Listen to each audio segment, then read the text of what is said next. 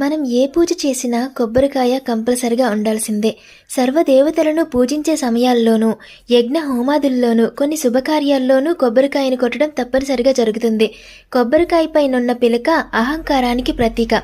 ఎప్పుడైతే కొబ్బరికాయను స్వామి ముందు కొడతామో మన అహంకారాన్ని విడనాడుతున్నామని, లోపలున్న తెల్లని కొబ్బరిలా మన మనసును సంపూర్ణంగా స్వామి ముందు పరిచామని, తద్వారా నిర్మలమైన కొబ్బరి నీరులా మన జీవితాలను ఉంచమని అర్థం. సృష్టి మొత్తంలో నీరున్న కాయ కొబ్బరికాయే. కొబ్బరికాయ అంటే మానవ శరీరం. బోండం పైనున్న చర్మం మన చర్మం, పీచు మనలోని మాంసం, పెంకు ఎముకలు. కొబ్బరే ధాతువు. అందులోని కొబ్బరి నీరు మన ప్రాణాధారం.